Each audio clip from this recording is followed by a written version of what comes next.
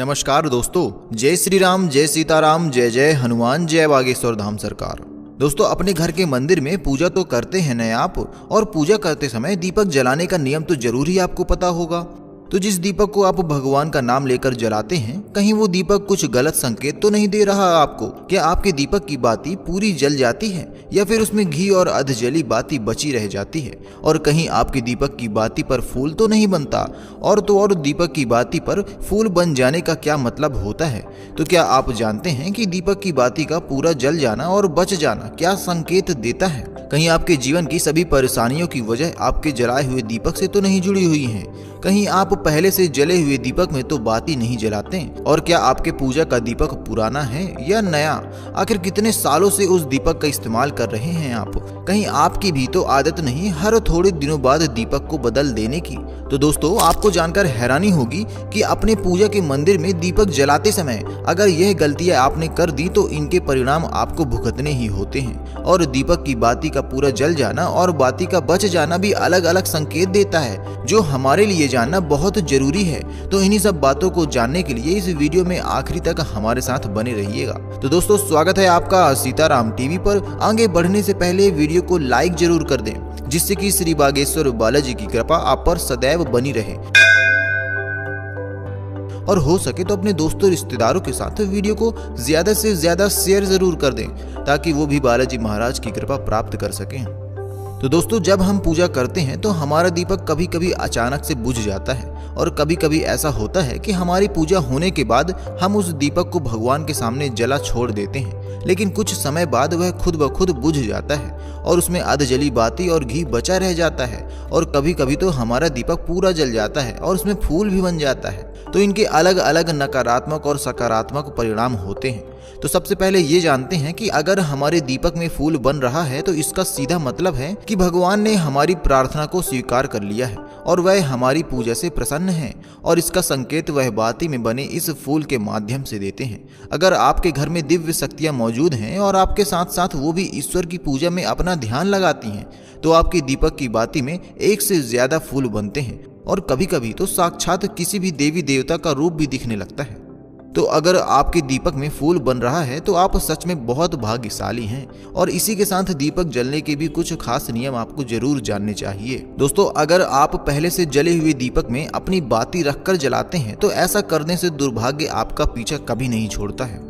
अगर दीपक में पहले जली हुई बाती की राख या फिर रुई और कलौंच है और आपने अपनी बाती उसी में रखकर जला दी, तो ऐसा करने से भगवान आपसे प्रसन्न होने की बजाय आपसे नाराज हो जाते हैं और आपको इसके बहुत ही भयानक परिणाम देखने को मिलते हैं। आपके बनते हुए काम बिगड़ने लगते हैं, आपके तिजोरी का धन खर्च होने लगता है और आपके धन आने के सारे रास्ते भी बंद हो जाते हैं। तो हमेशा ये ध्यान रखें कि जब भी आप दीपक जलाएं, आप हमेशा साफ सुथरे दीपक का ही इस्तेमाल करें। दोस्तों, इसी के साथ कुछ लोगों की आदत होती है कि वह हर थोड़े दिन बाद अपने दीपक को बदल देते हैं। तो इस पर गुरुजी का कहना है कि आप जिस दीपक में पूजा करते हैं, आप उसको कभी मत बदलिए। आप उस दीपक को सिद्ध हो जाने दीजिए। जब कोई दीपक रोजाना भगवान के सामने जलता है तो धीरे धीरे वक्त के साथ वो सिद्ध हो जाता है। भगवान की सकारात्मक ऊर्जा उस दीपक में आ जाती है, और जब भी आप वो दीपक जलाते हैं, आपका तन और मन दोनों पवित्र हो जाता है। तो आप हर रोज उस दीपक को साफ कीजिए, फिर उसमें बाती रखकर जलाएं। आप जितनी बार भी दीपक जलाएं, उतनी बार उस दीपक को साफ करके बार बार बाती जलाएं। लेकिन अगर आप गलती से भी उस दीपक को बदलते हैं तो आपकी तरक्की में रुकावट आ सकती है। तो गुरुदेव का कहना है कि आप अपने दीपक को कभी भी मत बदलिए। लगातार 10 साल 20 साल तक आप उसी दीपक में लगातार बाती जलाएं। इससे आपका दीपक सिद्ध हो जाएगा और आप इसका चमत्कार अपने घर में भी देख सकते हैं। अगर आपके घर में कोई भी रोगी हो, बीमार हो या किसी का बुखार नहीं जा रहा हो, तो आप इस दीपक को थोड़ी देर के लिए किसी पानी के बर्तन में डालिए और अब उस रोगी को ये पानी पिला दीजिए। 10 से 15 मिनट के भीतर उसका बुखार उतर जाएगा। वहीं अगर आपके घर में किसी को नजर लगी हो या फिर आपके व्यापार में किसी की नजर लगी हो, आपका धंधा अच्छे से नहीं चल रहा हो, तो भी आप इस दीपक को तांबे के बर्तन के भीतर पानी में भरकर उसमें डाल दीजिए। और रात भर के लिए छोड़ दीजिए। अगले दिन सुबह पानी का छिड़काव अपने घर में और अपनी दुकान पर करिए। ऐसा करने से आपको साफ साफ परिणाम दिखाई देंगे, क्योंकि जब हम लगातार एक ही वस्तु का प्रयोग अपने पूजा में करते हैं तो वह वस्तु शुद्ध हो जाती है। भगवान की जो ऊर्जा होती है वह उस वस्तु में समा जाती है।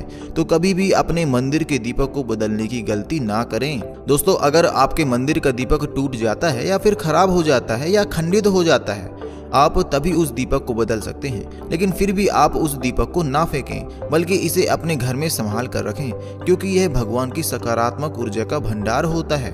वहीं अब आपको यह भी बता देते हैं कि अगर आपकी बाती पूरी नहीं जलती, आपके दीपक में घी बच जाता है, तो इसका क्या परिणाम होता है। तो सबसे पहले यह देखिए कि अगर आप किसी भी पेड़ पौधे की पूजा कर रहे हैं और उस पूजा में जलाया हुआ दीपक पूरा नहीं जलता या फिर उसमें घी बच जाता है, तो इससे आपके घर में बीमारियां घर बना लेंगी और ये बीमारी कभी भी आपका पीछा कभी नहीं छोड़ेंगी। तो जब भी आप किसी भी पेड़ पौधे की या मंदिर के बाहर किसी भी जगह की पूजा करें, तो यह ध्यान रखें कि उसकी बाती पूरी जले और उस बर्तन में घी ना बचे, क्योंकि यह आपकी अच्छी सेहत के लिए बहुत ही ज्यादा अच्छा प्रभाव देगा। वहीं अगर आपके घर के मंदिर में दीपक की बाती पूरी नहीं जलती या पूजा करते समय दीपक बार बार बुझ जाता है, तो जरूर आपके घर में नकारात्मक ऊर्जा का वास है और यह आपकी पूजा में विघ्न डालने का काम करती है। दोस्तों, हमारे घर में अगर कोई बुरी शक्ति होती है या फिर कोई ऐसी ऊर्जा होती है जो यह नहीं चाहती कि आपके घर में भगवान की कृपा हो और आपके घर में सकारात्मक ऊर्जा हो, तो ये आपकी पूजा सफल नहीं होने देती। क्योंकि दोस्तों, एक वातावरण में एक ही तरह की ऊर्जा रह सकती है, या तो सकारात्मक या फिर नकारात्मक। और जो बुरी शक्तियां होती हैं वो ये कभी भी नहीं चाहती कि आपके घर में दैवीय शक्तियों का वास हो, क्योंकि अगर आपके घर में भगवान ने अपनी कृपा की तो उन बुरी शक्तियों और ऊर्जा को आपके घर से जाना पड़ेगा। तो ये बुरी शक्तियां हमेशा इसी कोशिश में रहेंगी कि आपकी पूजा में रुकावटें आएं और इन्हीं के प्रभाव से हमारा दीपक बार बार बुझ जाता है या फिर हमारे दीपक की बाती पूरी नहीं जलती। तो इस सब से बचने के लिए आपको क्या करना है कि सच्चे मन से भगवान का स्मरण करना है, और जब भी आप दीपक जलाएं तो भगवान से सबसे पहले यह प्रार्थना करें कि आपके आसपास जितनी भी नकारात्मक ऊर्जा हो वह आपसे दूर रहे और भगवान की कृपा आप पर बनी रहे। साथ ही ऐसी शक्तियों से बचने के लिए जब भी आप दीपक जलाएं तो गंगा जल से एक गोल घेरा बना लें और इस गोल घेरे में दीपक को रखें, क्योंकि दोस्तों गंगा जल बहुत ही पवित्र माना गया है और महादेव का वरदान भी गंगा जल को मिला हुआ है।